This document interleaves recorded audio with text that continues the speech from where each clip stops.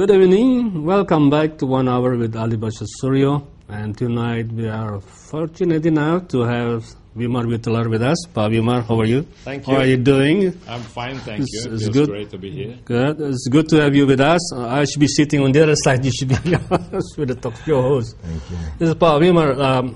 We have been following you.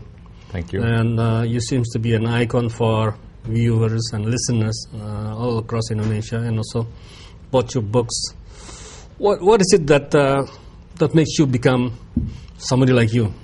I think it's all a string of coincidences. The only thing that ties all this together is I like to listen, I like to talk, and maybe I'm easy to remember physically. Yeah, Right. People know with my slim build and my handsome face, whatever curly hair. So people easily remember me, and usually I have no commitments or ties. I'm independent, except for 1 year when I had position. So I can speak what I want, and I think it represents the way people think they speak. Right. So I'm sort of represent the common man.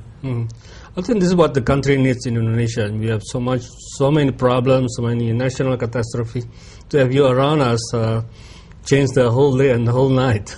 I try to be part of the solution and not part of the problem. We rejoice in the free press and the courage of people to speak up, but sometimes when people speak too much at odds, you make the problem more complicated. So when everybody is talking about something, I keep quiet, but when nobody speaks up, then I fill in. So I try to fill in the gaps. I try to be part of the solution. And yourself, by profession, is a journalist? Well, it's strange. I am now a professor in journalism, adjunct professor, which is sort of, I don't know, it's a funny name. Adjunct professor of journalism and PR at Deakin University, which means part-time. By profession, my daily job is I founded and I chair a communications company, public relations. But my education was based in electrical engineering and in finance, I believe, like yourself. So I have an MBA in finance. I was a financial consultant.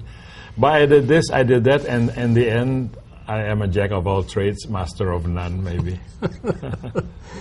It is of interest. Perhaps the viewers would like to know more of your backgrounds. Remember, your wife passed away. Yes. An excellent lady. Thank you. Was an expert. Where did you learn your English? Well, I was a son of a foreign service, of a diplomat, and we spent the years of my childhood primarily in Europe, from country to country, where I went to international schools.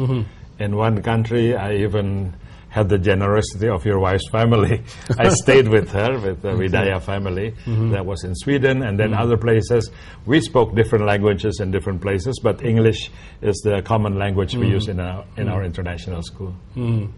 It's because you seems to speak very well, and I could not understand why most Indonesian doesn't practice their English, although they read and write.